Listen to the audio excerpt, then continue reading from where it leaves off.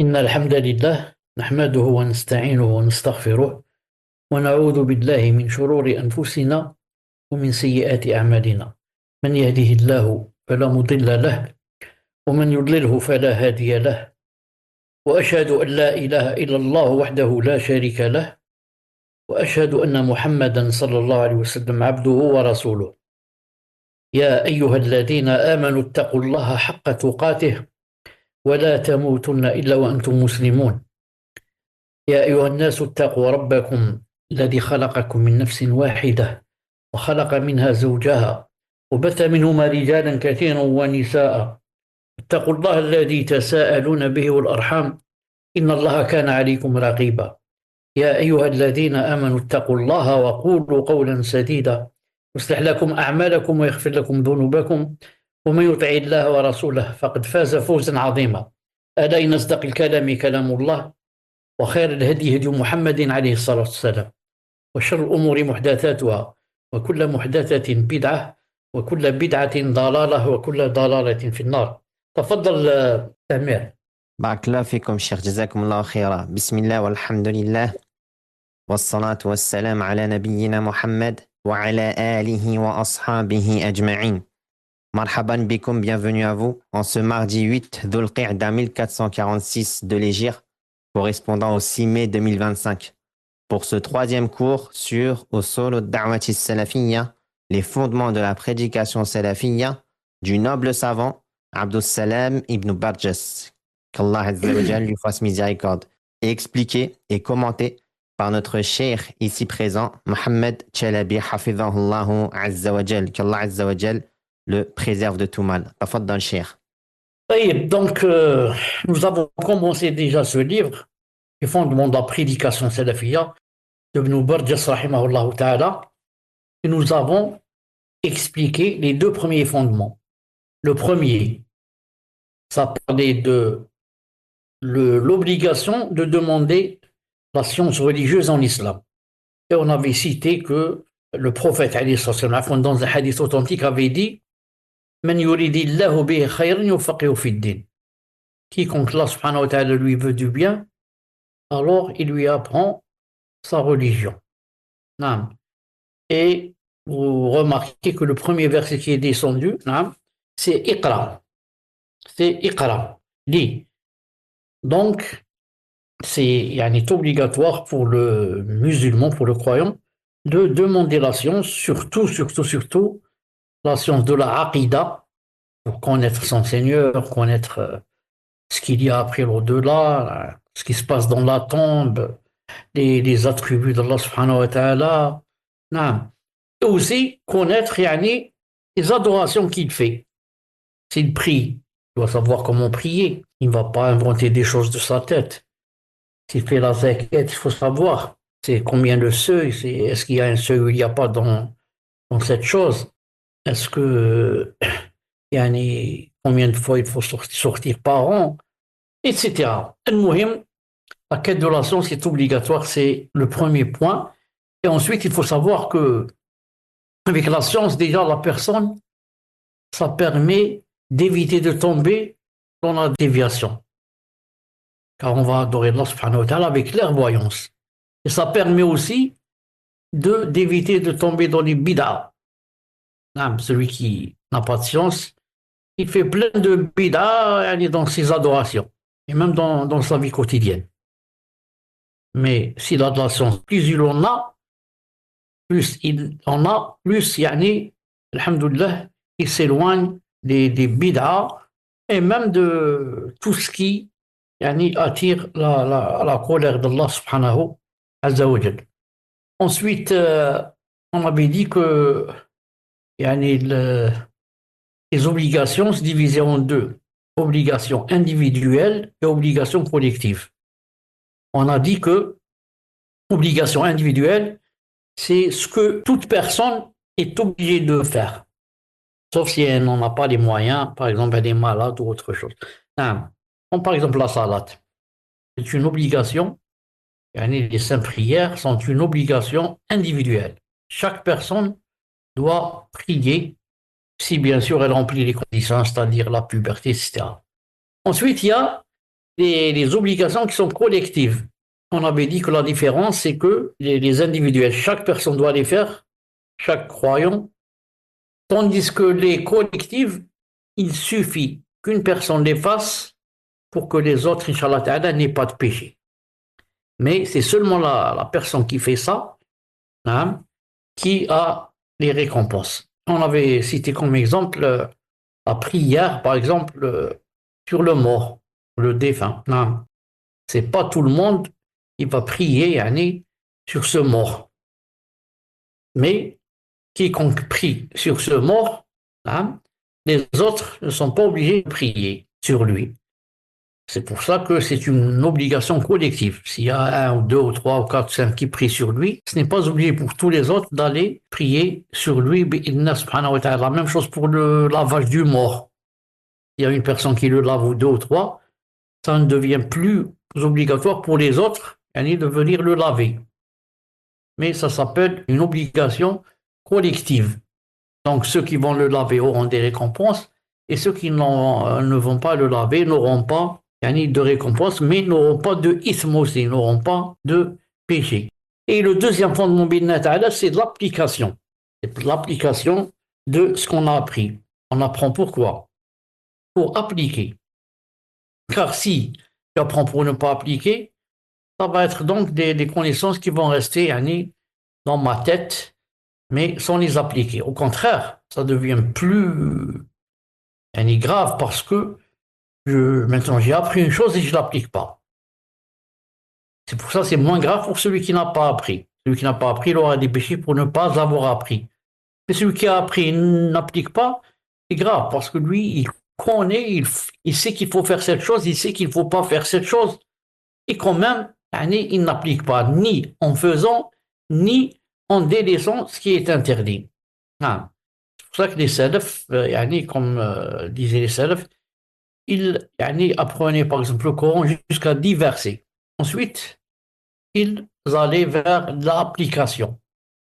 Ensuite, quand ils ont terminé d'appliquer ce qu'il y a dans ces versets, ils continuent d'apprendre 10 autres versets et comme ça. Quant à aujourd'hui, le troisième fondement, c'est l'appel à Allah Azzawajal avec clairvoyance. Appeler Allah Azzawajal avec quoi? Avec clairvoyance, avec basira, Fadl Samir. Barakallah fikum, cher jazakumullah khaira. Le troisième fondement, l'appel à Allah le Très-Haut avec clairvoyance. Lorsqu'Allah accorde aux musulmans la science et la pratique, il doit s'empresser de transmettre ce bien aux gens par le biais de l'appel à Allah, en les conseillant et en les orientant. Donc maintenant, premier fondement, j'ai appris. Deuxième fondement, j'ai pratiqué ce que j'ai appris. Troisième fondement, je dois aussi, comme moi, ça m'a fait un grand bien d'apprendre. Allah Azza wa Jal, il m'a donné ce fadl, ce bienfait de m'avoir appris et de m'avoir aidé à appliquer. Je ne dois pas être avare. Je dois aimer pour autrui ce que j'aime pour moi. Donc moi aussi, je dois leur apprendre ce que j'ai appris pour qu'ils apprennent et pour qu'ils appliquent eux aussi et pour qu'eux aussi, ils conseillent les autres et appellent Allah Azza wa Jal. C'est certes. C'est certes cela la mission des prophètes. Allah Ta'ala dit à propos de son prophète, alayhi salatu wassalam, قُلْ هَذِهِ سَبِيلِي أَدْعُو إِلَى اللَّهِ عَلَى بَصِيرَةٍ أَنَا وَمَنِ اتَّبَعَنِي. Dis, voici ma voie. J'appelle à Allah en toute clairvoyance, moi et ceux qui me suivent. Donc, il a dit, Allah subhanahu wa ta'ala dit, Ya Muhammad, voici ma voie, voici mon chemin. C'est quoi? J'appelle Allah, je fais la prédication en toute clairvoyance. Naam. Ce n'est pas me basant sur les passions. Mais quand je fais l'appel à Allah subhanahu wa ta'ala, da'wa, je dois la faire avec clairvoyance. Avec clairvoyance. C'est-à-dire me baser sur les textes. Bien sûr, avoir aussi la sagesse, remplir certaines conditions, bien sûr. Mais surtout, appeler Allah subhanahu wa ta'ala avec clairvoyance. avec Basira. Parce qu'il faut, quand je parle aux gens, il faut que je leur dise d'où j'ai pris cela. Il faut que je leur donne yani, les dalils. C'est pour ça que les salafs disent que si on laisse n'importe qui parler sans lui demander de dalil, alors n'importe qui dira n'importe quoi. Si on n'oblige pas les, je répète, si on n'oblige pas les gens à donner les dalils, qu'est-ce qui va se passer? Alors n'importe qui dira n'importe quoi. Mais si maintenant, quand une personne dit une chose dans la religion, et je lui demande, je lui dis, c'est quoi le délit? Tu sais basé sur quoi? C'est pour que j'apprenne, hein, moi, on n'est pas, c'est juste pour apprendre. Et il n'a pas de délit. Donc, je ne peux pas accepter de lui. Je lui dis, comme tu as dit toi, moi, je peux dire le contraire. Et une troisième personne peut dire autre chose, puisqu'il n'y a pas de délit. Et maintenant que je demande le délit, personne ne peut parler, sauf s'il a un délit. Et tant qu'il n'a pas de délit, qu'est-ce qu'il fait? Il doit se taire et laisser place pour que parlent ceux qui ont les délits bi'idna Azza wa Jal. Donc remarquez, voici ma voie, mon chemin, qu'est-ce que je fais? J'appelle Allah Azza wa Jal. Comment? En toute clairvoyance. Qui? Moi, Mohammed sallallahu alayhi wa sallam, et ceux qui me suivent. Le témoin du cours et ceux qui me suivent. Ceux qui me suivent, ce sont qui? Moi, toi, tous ceux qui yani, sont musulmans et sont croyants et suivent le prophète alayhi salam. Donc eux aussi ils appellent Allah Ta'ala ou ils doivent appeler Allah Azza wa Jal en toute clairvoyance. Tfaddal. Ahsanallahu alaykum, cheikh. Allah a élevé le rang de celui qui appelle à lui au-dessus des autres. Il dit Azza wa Jal, وَمَنْ أَحْسَنُ قَوْلًا مِمَّنْ دَعَا إِلَى اللَّهِ وَعَمِلَ صَالِحًا وَقَالَ إِنَّنِي مِنَ الْمُسْلِمِينَ. Et qui profère meilleure parole que celui qui appelle à Allah, fait bonne œuvre et dit, je suis certes du nombre des musulmans. Naam, subhanallah. Yani Allah subhanahu wa ta'ala dit, et qui peut dire une meilleure parole que celui qui appelle Allah? Est-ce qu'il y a quelqu'un qui yani, a fait une bonne parole, une meilleure parole que celui qui appelle Allah Azza wa Jal? C'est impossible. L'autre appelle Allah Azza wa Jal et l'autre appelle à quoi? Appelle à la dunya. Il est en train de parler des voitures, de l'économie, de la politique, je ne sais pas de quoi il parle, du sport. Et on a une deuxième personne qui, non, qu'est-ce qu'elle fait? Elle est en train de faire da'wa Allah subhanahu wa ta'ala. Appeler les gens à prier, appeler les gens à faire le tawhid, appeler les femmes à se voiler, appeler les gens à délaisser la riba, délaisser la zina, délaisser le vol, délaisser le mensonge. Et comme ça. Est-ce qu'on peut comparer entre les deux? C'est impossible. Allah Ta'ala a dit, et qui profère meilleure parole que celui qui appelle Allah. Ça veut dire, Allah Ta'ala veut dire qu'il n'y a pas, il n'y a pas. Et ensuite, que fait cette personne? Elle appelle Allah Azza wa Jal et fait bonne œuvre. La deuxième chose, elle fait bonne œuvre. Pourquoi? Parce qu'elle peut appeler Allah subhanahu wa ta'ala tout en contrariant à ce quoi elle est en train d'appeler. Non. La personne peut dire yani, aux gens, il faut prier, celui qui prie pas, c'est très grave. Les savants, la plupart ont dit, il est kafir. Le hadith a dit, la différence entre nous et les mouchrikoun, c'est la prière. Celui qui la délaisse, il est kafir. Et comme ça, et lui-même ne prie pas. Lui-même ne prie pas. Alors il va dire, yani, la riba, c'est-à-dire l'usure, c'est un péché très grave. Ensuite, on trouve qu'il a un compte, yani, ce qu'on appelle d'épargne. Donc, il a un compte dans la banque et il a déposé son argent là-bas et on lui donne à chaque fois yani, des intérêts. Donc, Allah Ta'ala dit, il n'y a pas meilleur que celui qui appelle Allah, mais en même temps, il fait bonne œuvre. Il applique ce qu'il dit.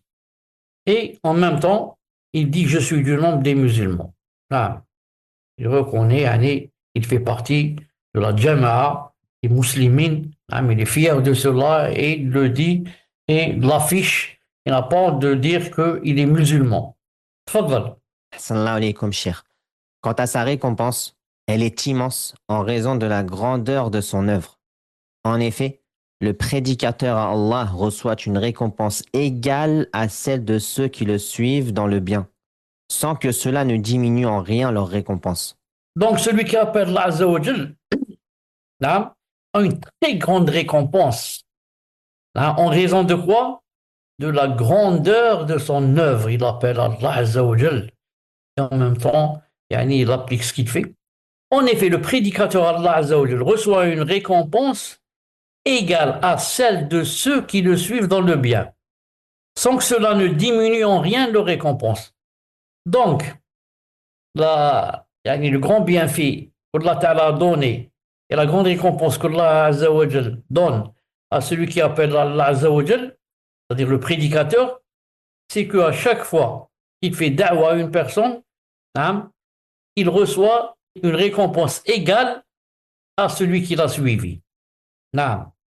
Si subhanallah ta'ala, il a appris quelque chose et il l'a fait apprendre à une autre personne, donc il a la récompense aussi de cette personne qui a appris sans que cela ne diminue en rien la récompense de celui qui a appris et la personne à laquelle il a fait da'wa bi'idhni azza wa jal. Donc vous voyez le grand avantage du prédicateur et de la prédicatrice, le grand avantage comparé à celui qui ne fait pas la da'wa. Quand on dit faire da'wa, comme on va le voir un peu plus tard, ce n'est pas obligatoirement faire une khutbah sur le mimbar ou bien avoir une chaise dans une mosquée pour faire la da'wa. Non, la da'wa, tu sais quelque chose, tu connais quelque chose, tu es sûr que c'est comme ça, alors tu la divulgues à une autre personne et comme ça tu as fait da'wa, inshallah ta'ala. Il est rapporté. Il est rapporté dans un hadith de Ali radiallahu anhu que le prophète alayhi salatu wassalam a dit لأن يهدي الله بك رجلا واحدا خير لك من حمر النعم.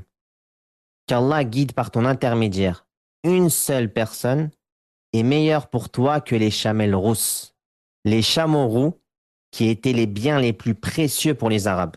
Donc le prophète a dit, si Allah Azza wa Jal fait de toi une cause, un sabab, pour guider une seule personne, pas deux, une seule, c'est meilleur pour toi que les chamelles rousses. Chamelles rousses, on vient de voir, c'est les biens les plus précieux pour les Arabes. Et qui pouvait avoir un chameau roux? C'était vraiment pas facile. C'était vraiment pas facile car c'était vraiment cher et on n'en trouvait pas beaucoup. On n'en trouvait pas beaucoup. Imaginez le chameau, combien il coûte maintenant. Il a dit, si Allah Azza wa Jal fait de toi un seb pour guider une seule personne, c'est mieux que autrefois pour une personne d'avoir par exemple un chameau roux. Tfaddal. Assalamu alaykum, cher. Ce qu'il faut savoir ici est qu'il n'est pas conditionné pour celui qui appelle à Allah d'avoir une connaissance complète de toutes les règles de la législation de l'islam. Mais il est obligatoire qu'il connaisse bien ce à quoi il appelle. C'est pour ça que le prophète alayhi salatu wassalam a dit Ballighu anni walaw aya. Transmettez de moi ne serait-ce qu'un verset. Ce qu'il faut savoir ici, c'est que ce n'est pas obligé, comme j'ai dit tout à l'heure, pour celui qui fait la prédication à l'islam, d'avoir une connaissance complète de toutes les règles de la charia. Non. Mais il est obligatoire qu'il connaisse bien ce à quoi il appelle. C'est tout. Il est sûr que, par exemple, ce verset est authentique, et voilà son sens, il a lu c'est quoi son tafsir, et il le divulgue à une autre personne. Non, il le fait apprendre à une autre personne.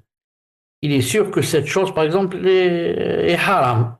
Il dit, voilà, cette chose est haram parce qu'il y a un hadith qui dit comme ça, ou il y a un verset qui dit comme ça, ou j'ai entendu un grand savant, comme Cheikh Fawzan, par exemple, là j'ai lu dans les livres de Cheikh Ibn Uthaymin, qui a dit ceci et cela. Donc ce n'est pas obligé de tout savoir pour faire la dawa. Ainsi, si le musulman connaît un verset et en comprend le sens par l'intermédiaire des savants ou des exégètes, ou s'il connaît aussi un hadith parmi les hadiths de notre messager alayhi salatu wassalam, ou un jugement religieux parmi les jugements religieux légiférés également par l'intermédiaire des savants ou des ouvrages des gens de science, il le transmet aux gens, même s'il n'est pas savant en dehors de ce jugement religieux. Hadith ou verset. Voilà, même s'il ne connaît que ce hadith, et il est sûr que ce hadith est authentique et il a été expliqué par des savants, s'il le divulgue à autrui, il aura, Inch'Allah Ta'ala, des récompenses et c'est quelqu'un qui a fait la da'wa à Allah subhanahu wa ta'ala. Donc, c'est pas obligé de connaître toute la sharia ou là pour faire da'wa à Allah subhanahu wa ta'ala. L'érudit, le cheikh Abdurrahman ibn Qasim, alayhi rahmatullah, qu'Allah lui fasse miséricorde, dit dans son commentaire de Kitab al-Tawhid, il faut que l'appel à Allah remplisse deux conditions. Qu'il soit sincère pour le visage d'Allah, qu'il soit conforme à la sunna du messager d'Allah, alayhi salatu wassalam, et que celui qui appelle connaisse bien ce à quoi il appelle. S'il manque à la première condition, il devient associateur. Et s'il manque à la seconde, il devient innovateur. Fin de sa citation, qu'Allah lui fasse miséricorde. Abdurrahman ibn Qasim, rahimahullah ta'ala, a dit il faut que l'appel à Allah remplisse deux conditions. Celui qui veut faire la dawa doit remplir deux conditions. Qu'il soit sincère pour le visage d'Allah. Je ne fais pas donc ça pour qu'on me donne de l'argent, pour qu'on me donne un poste, pour. Je le fais pour le visage d'Allah subhanahu wa ta'ala. Et cette chose ne peut la savoir que qui? La personne elle-même. Sinon, les gens ne peuvent pas savoir les autres, ne peuvent pas savoir ce qu'il y a dans son cœur. Il y a Allah qui connaît ce qu'il y a dans son cœur. Et la deuxième des choses, la deuxième condition, qu'il soit conforme à la sunna du messager d'Allah sallallahu alayhi wa sallam.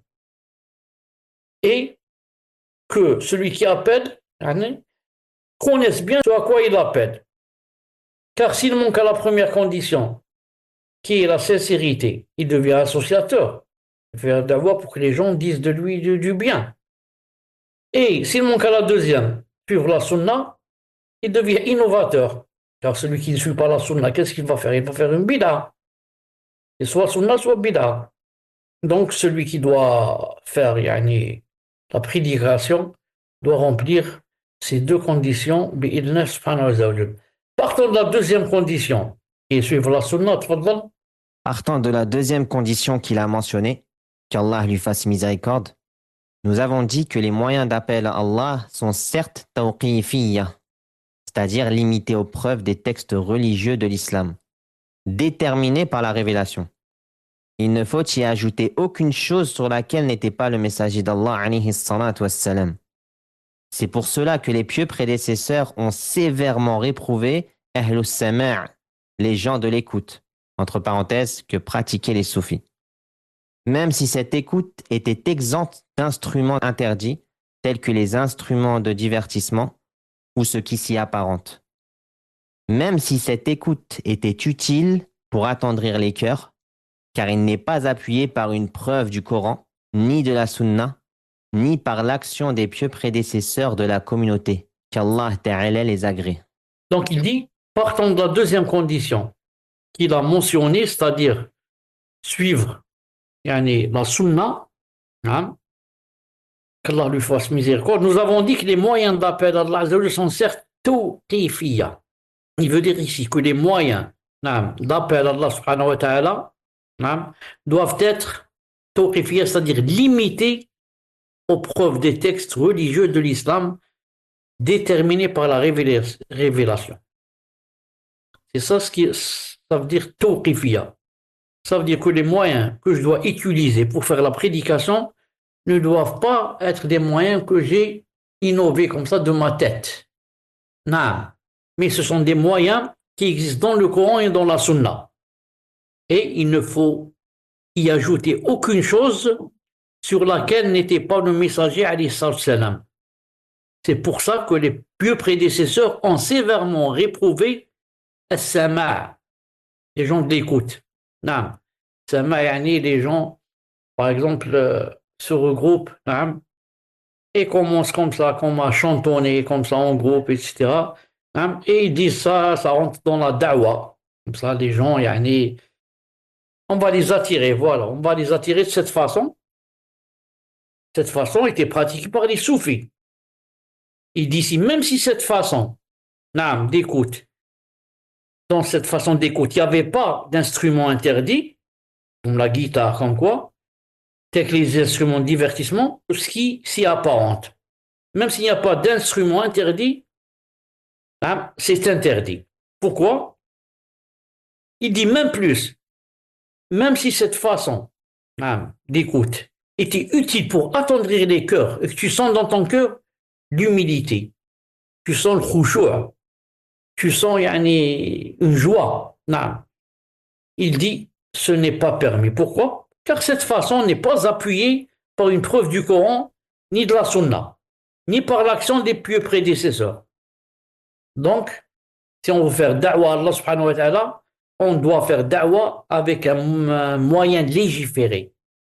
Légiféré, c'est-à-dire tawqifi, et non pas tawfiqi, et non pas quelque chose qu'on va, nous, on va innover comme ça de notre tête, et dire ça, de notre temps, par exemple, c'est mieux, c'est bien pour la da'wa. Par exemple, je donne un exemple.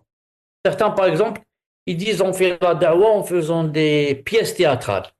Et on fait un peu rire les gens, on se dit que moi, par exemple, c'est tel savant, moi, je représente Ibn Taymiyyah, toi, tu représentes, par exemple, Ibn al-Qayyim, mais comme ça, ou même peut-être ils vont dire on représente les Sahaba.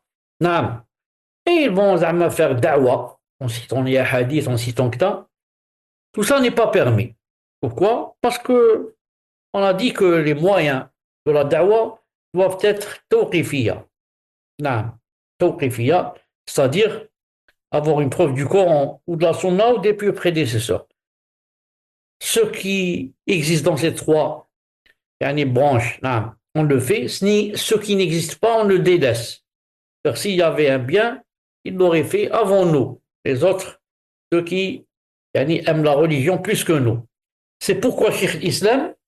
C'est pourquoi Cheikh l'Islam Ibn Taymiyyah, alayhi rahmatullah, dit, comme dans Majmou' al-Fatawa, tome 11, quant à l'écoute pratiquée par ceux qui recherchent la rectitude des cœurs en se réunissant pour cette écoute, dans le but de réformer leur cœur et de purifier leurs âmes, qu'il s'agisse de chants dénués, c'est-à-dire, entre parenthèses, c'est-à-dire sans instrument de musique, ou accompagnés d'applaudissements, et ce qui s'y apparente, ceci est une écoute innovée dans l'islam.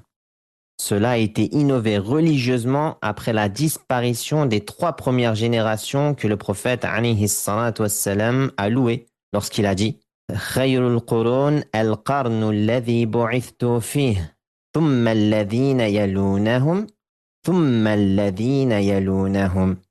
La meilleure des générations est celle dans laquelle je suis envoyé, puis celle qui la suit, puis celle qui la suit. Rapporté par Al-Bukhari et Muslim sous la forme suivante. Khayrun nas qarni, thumma alladhina yalunahum, thumma alladhina yalunahum. Les meilleures personnes sont celles de ma génération, puis celles qui les suivent, puis celles qui les suivent, d'après un hadith de Abdullah ibn Mas'ud. Donc, le prophète a donné tazkiya aux sahaba, ceux qui les suivent. Ça, il a dit, les meilleures personnes sont celles de ma génération, les sahaba, puis celles qui les suivent, puis celles qui les suivent. Aussi les tabi'in. Maintenant, ces 3 générations n'ont pas fait, par exemple, cette écoute de soufi. Alors que le hadith dit que c'est les 3, c'est les meilleures personnes, c'est les meilleures générations aussi. Alors pourquoi eux n'ont pas fait ça et moi je vais le faire? Si c'était un bien, ils l'auraient fait avant nous. Non, car ils ont dit ce qu'il y a du prophète sallam que ce sont les meilleurs gens. Et donc ils aiment Allah subhanahu wa ta'ala plus que nous. Et ils veulent entrer au paradis plus que nous. Et ils ont peur de l'enfer, de tomber dans l'enfer plus que nous. Malgré cela, ils n'ont pas fait ces choses-là. Donc nous, on doit les délaisser. Il a dit ici, les notables. Les notables de la communauté l'ont désapprouvé et les plus grands meshayikh n'y ont pas pris part. Voilà. Les plus grands mashayikh n'ont pas pris part à ce genre d'écoute. Et les notables de la communauté l'ont désapprouvé. Comment vais-je le faire, moi? Jusqu'à ce que le cheikh, Jusqu'à ce que le cheikh, rahimahullah, qu'Allah lui fasse miséricorde, dise dans le cadre de sa parole sur cette écoute. En résumé, le croyant doit savoir que le prophète alayhi salatu wassalam n'a rien laissé qui rapproche du paradis sans qu'il n'en ait assurément parlé, ni rien qui éloigne de l'enfer sans qu'il n'en ait assurément parlé. Le prophète alayhi salatu wassalam a dit إنه ليس شيء يقربكم إلى الجنة إلا قد أمرتكم به وليس شيء يقربكم إلى النار إلا قد نهيتكم عنه. Il n'y a assurément rien qui vous rapproche du paradis sans que je ne vous l'ai certes ordonné. Et il n'y a rien qui vous rapproche du feu sans que je ne vous l'ai certes interdit. donc il n'y a pas une chose qui rapproche du paradis sans que le prophète ne l'ait ordonné. Et il n'y a rien qui vous rapproche du feu sans que le prophète ne l'ait interdit. Donc, si cette chose rapprochée du paradis, cette écoute de Soufi, pourquoi le prophète ne nous l'a pas ordonné? Pourtant, c'est lui qui a dit il n'y a assurément rien qui vous rapproche du paradis sans que je ne vous l'ai certes ordonné. Donc, le prophète ne peut pas se contredire, ni mentir, encore moins ni mentir. Donc, si cette chose était un bien, il nous l'aurait certes ordonné. Fadl ici.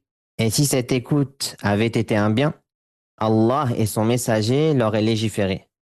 Allah dit certes, Al-yawma akmaltu lakum dinakum wa atmamtu alaykum ni'mati wa raditu lakum al-islam dina. Aujourd'hui, j'ai parachevé pour vous votre religion et accompli sur vous mon bienfait et j'agrée l'islam comme religion pour vous. Donc Allah subhanahu wa ta'ala a dit clairement dans Sourate Al-Maïda, aujourd'hui, j'ai parachevé pour vous votre religion. Là, c'est terminé. J'ai accompli sur vous mon bienfait et j'agrée l'islam comme religion pour vous. Voilà, l'islam, là, il a été parachevé. On n'y doit rien ajouter, bien sûr, ni retrancher. Donc, si, par exemple, cette chose, cette écoute-là existait, elle aurait existé elle aurait fait partie de l'islam. Et l'islam a été parachevé. Et nous, on cherche dans le Coran et dans la Sunna, et on ne trouve pas cette chose. On ne trouve pas ce genre d'écoute, ni dans le Coran, ni dans la Sunna, ni chez les Sahaba, radiyallahu ta'ala anhum. Faddal. Et s'il trouve un bénéfice pour son cœur dans cette pratique, mais qu'il ne trouve pas de preuve ni dans le Coran, ni dans la Sunna, on ne doit pas y prêter attention. Ici, il veut dire que la joie, ou le bonheur, ou l'exultation qu'une personne peut trouver dans son cœur en écoutant par exemple quelque chose, ou des anachides, ou je ne sais pas quoi, ça ne veut pas dire que cette chose est légiférée. Mais il faut voir si cette chose se trouve dans le Coran et de la Sunna. Naam. Car comme dit Cheikh Islam Temia, vous croyez que le bouddhiste ne trouve pas une certaine joie quand il adore sa statue? Et comme ça. Naam. Il n'y a pas quelqu'un qui adore une chose sans qu'il ne trouve un plaisir dans son cœur ou une joie. Mais comme dit Ibn al-Qayyim, cette joie, c'est comme la joie de celui qui a la gale. Il est plein de boutons. Et ça démange, alors il commence à gratter. Quand il commence à gratter, il trouve de la joie ou là, il ne trouve pas? Il trouve un petit plaisir. Mais qu'est-ce qu'il a fait en fin de compte? Il trouve sa peau. Tellement il gratte. Il voudrait qu'il ait des ongles vraiment longs.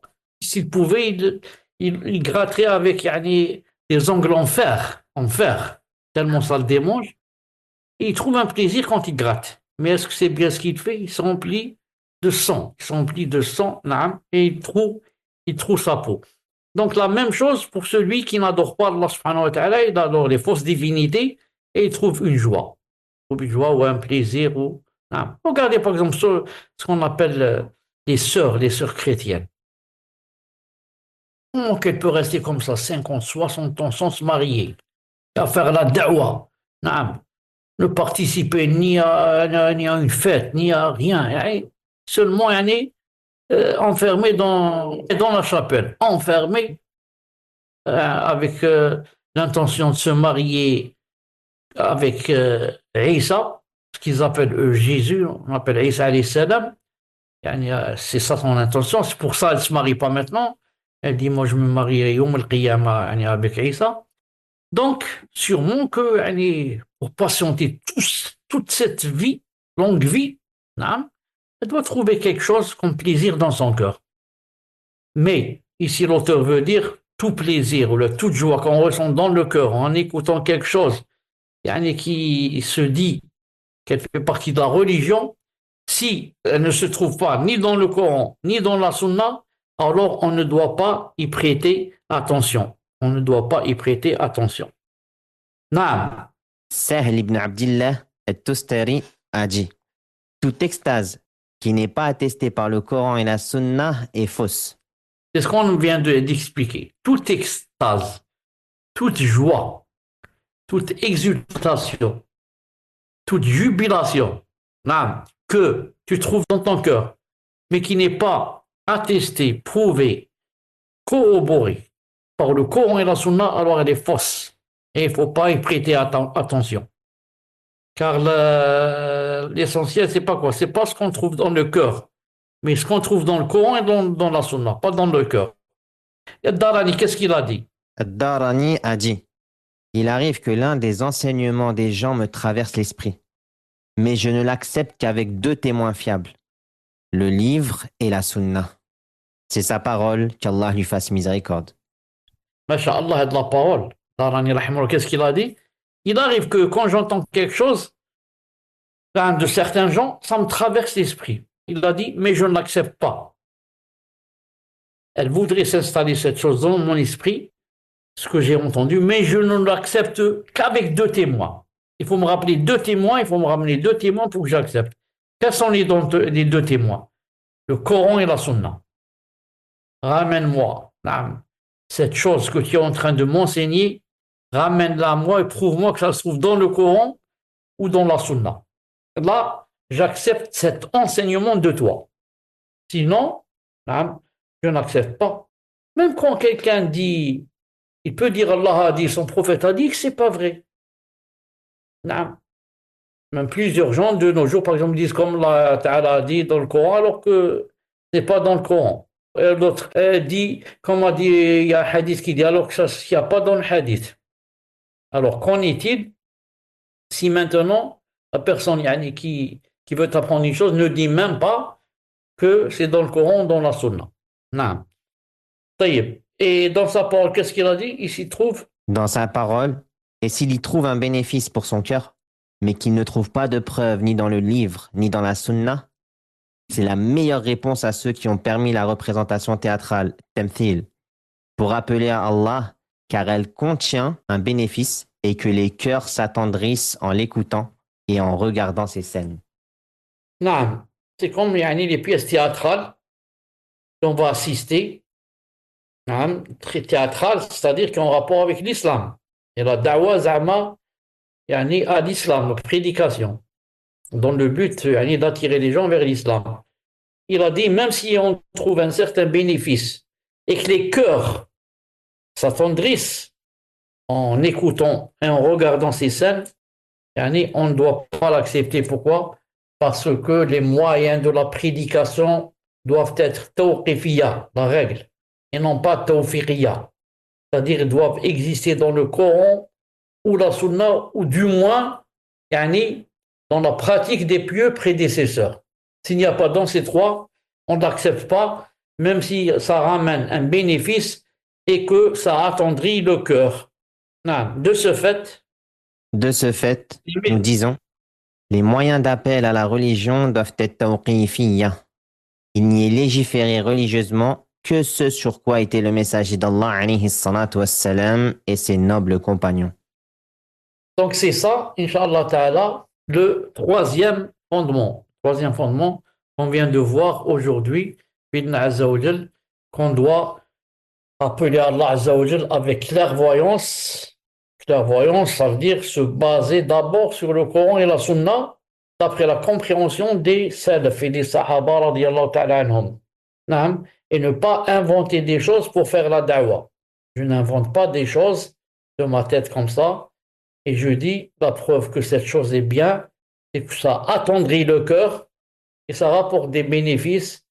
Et je sens de la joie dans mon cœur en écoutant cette chose ou en regardant cette chose. Tout ça, on ne doit pas y prêter attention. Pourquoi? Parce qu'il n'y a pas ça dans le Coran et la Sunna, ni dans la pratique des Sahaba radiyallahu ta'ala anhum. Donc voici Samir, voilà yani pour le troisième fondement, Inch'Allah ta'ala. Et Barakallahu on va fikum, Cheikh. Jazakumullah se khaira. préparer, Inch'Allah ta'ala, pour le quatrième fondement, bi'idna ta'ala, pour la prochaine fois. Barakallahu fikum, Cheikh. Ahsanallahu alaykum. Barakallahu fikum wa fi ilmikum, Cheikh.